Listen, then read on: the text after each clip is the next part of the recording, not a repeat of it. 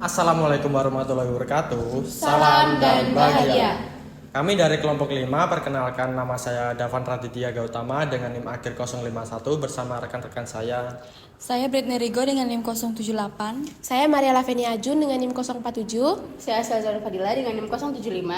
Oke, pada kesempatan kali ini kami akan melakukan presentasi Project Based Perilaku Organisasi di salah satu UMKM Yogyakarta yaitu Grea Cafe. Berikut presentasinya. Oke, baik. Jadi Grea Coffee ini sebenarnya sama aja seperti coffee shop pada umumnya. Tapi yang membuat berbeda mungkin karena diambil tema teras rumah yang membuat kita sebagai pekerja di sini dan juga pelanggan juga merasa jadi nyaman. Karena tadi konsepnya adalah teras rumah ya. Nah, dan juga kebanyakan yang datang ke sini tuh anak-anak muda, para pekerja juga ada. Cuman kebanyakan tetap mahasiswa atau anak-anak mudanya. Jadi di sini itu peraturannya bisa dibilang tidak seperti kafe atau coffee shop lainnya yang nuntut harus perfect, harus apa gitu. Kalau di sini itu kayak kamu jalan-jalan aja gitu. Kayak hari ini kamu nggak bisa, mungkin besok-besok kamu bisa. Jadi ngalir aja. Teman-teman semuanya, jadi di Grea Cafe itu sama pada organisasi pada umumnya atau UMKM pada umumnya memiliki permasalahan. Nah, di Grea Cafe itu memiliki 4 permasalahan. Kita lihat yang pertama, yaitu lemahnya kebijakan kafe. Jadi di Grea Cafe itu kebijakan kafenya lumayan lemah teman-teman. Jadi itu membuat karyawan kurang disiplin, datang seenaknya, dan itu berpotensi untuk mengurangi kualitas pelayanan dan mengurangi loyalitas pelanggan. Kita miskomunikasi di situ antara barista. Karena di sini kan kita ngambil pekerjaannya bukan hanya barista. Kita barista, kita kasir, kita juga waiters, kita juga bagian dapur.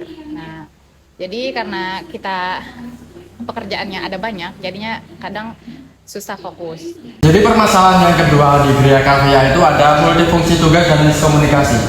Karyawan memegang banyak peran sekaligus seperti barista, kasir, pelayan, sehingga fokus menjadi terpecah, terutama saat jam sibuk. Hal ini memicu miskomunikasi seperti pesanan yang tidak tersampaikan, pembagian tugas tidak jelas, dan beban kerja yang terasa berat.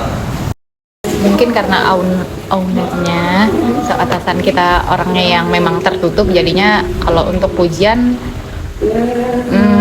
menurut saya masih kurang ya dari beliau-beliau. Kalau untuk pemberian apresiasi atau apapun di sini nggak ada yang namanya apresiasi memberi dalam bentuk benda atau apapun. Nah, permasalahan ketiga dari Grea Coffee yaitu adalah kurangnya apresiasi. Karyawan jarang mendapatkan apresiasi seperti pujian ataupun terima kasih kecil dari atasannya karena kurangnya interaksi dengan atasan. Nah, hal ini tuh membuat motivasi dan keterikatan kerja karyawan cenderung menurun.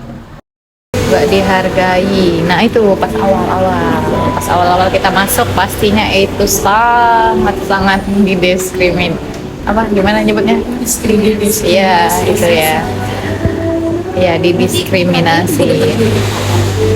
Kalau Udah lama dulu. Gimana? Berarti karyawan itu ownernya kalau sama karyawannya tunggu karyawannya itu udah lama Dan pekerjaannya udah baik. Baik, di sini ada permasalahan Grea Cafe. Yang terakhir ada diskriminasi, di mana perlakuan tidak adil terhadap karyawan baru yang merasa kurang dipercaya atau dihargai dibanding karyawan lama. Jadi karyawan merasa tidak dihargai. Teman-teman semuanya, jadi tadi permasalahan di Grea Cafe itu kita akan kaitkan dengan teori perilaku organisasi. Nah, di sini kelompok kami akan menggunakan teori dari Herzberg, yaitu teori 2 faktor. Kita lihat yang pertama yaitu teori faktor motivasi. Nah, teori ini meliputi pencapaian, pengakuan, tanggung jawab, kemajuan, dan pekerjaan itu sendiri. Nah, faktor ini bisa meningkatkan kepuasan dan motivasi karyawan. Lalu yang kedua ada faktor higien. Nah, faktor ini tuh berasal dari lingkungan kerja teman-teman, seperti gaji, kebijakan perusahaan, kondisi kerja, pengawasan, dan hubungan antara karyawan. Nah, teori ini sendiri itu bisa dia mencegah ketidakpuasan karyawan, tapi tidak selalu memotivasi karyawan.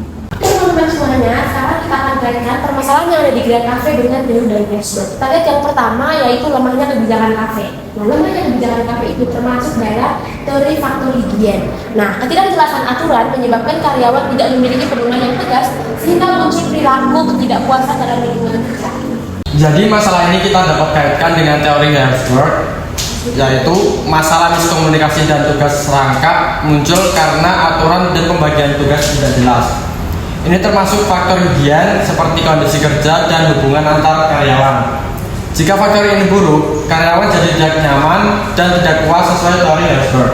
Nah, permasalahan kurangnya apresiasi itu dapat kita kaitkan dengan teori Herzberg, di mana kurangnya apresiasi itu merupakan bagian dari teori motivasi atau intrinsik. Minimnya pengakuan dan penghargaan atas kinerja membuat karyawan tidak merasakan kepuasan kerja, sehingga motivasi internal dalam diri mereka dan keterikatan terhadap pekerjaan itu cenderung menurun.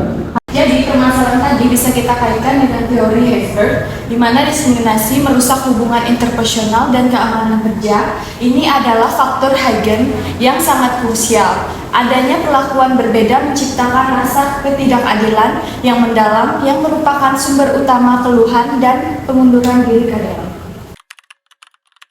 Teman-teman semuanya, karena tadi lemahnya kebijakan kafe itu termasuk dalam faktor higien yang menyebabkan ketidakpuasan karyawan, maka solusinya adalah memperbaiki kebijakan yang meningkatkan kepuasan karyawan, seperti menerapkan aturan yang jelas dan konsisten melakukan evaluasi kebijakan, dan implementasinya dilakukan dengan cara sosialisasi aturan baru, memberi pelatihan, buat sistem poin disiplin, beri pengalaman dan evaluasi secara berkala. Dengan melakukan hal tersebut, maka Gerak Cafe akan meningkatkan kepuasan karyawan.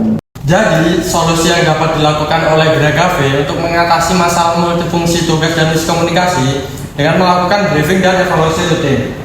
Untuk meningkatkan koordinasi dan mencegah miskomunikasi, Gerak Cafe perlu menerapkan briefing dan evaluasi rutin agar karyawan selalu mengetahui tugas, kondisi kerja, dan masalah yang perlu diperbaiki setiap hari.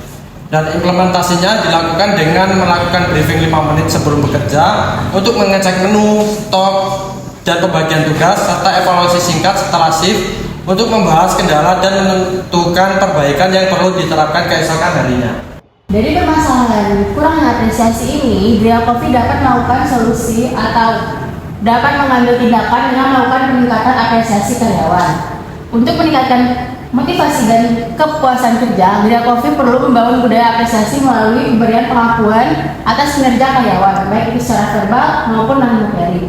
Nah, bagaimana cara mengimplementasikannya? Itu dapat dilakukan dengan menyampaikan ucapan terima kasih atas kinerja karyawan, lakukan apresiasi sederhana yang intensif atau sekedar obrolan internal dalam grup komunikasi mereka, dan juga menetapkan karyawan teladan secara berkala. Dan selanjutnya dapat melakukan evaluasi rutin terhadap penerapan budaya apresiasi.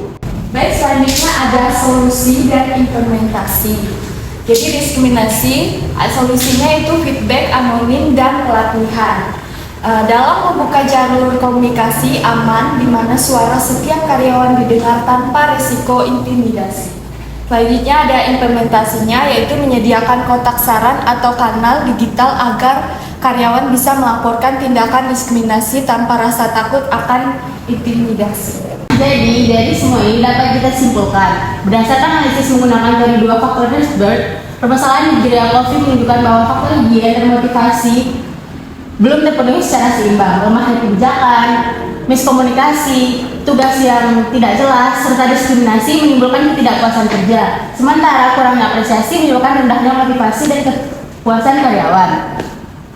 Melalui penguatan kebijakan, komunikasi lebih terstruktur, peningkatan apresiasi, serta penyediaan ruang umpan balik yang aman, Gerak Coffee diharapkan dapat menciptakan lingkungan kerja yang adil, nyaman, dan mampu meningkatkan kinerja serta loyalitas karyawan.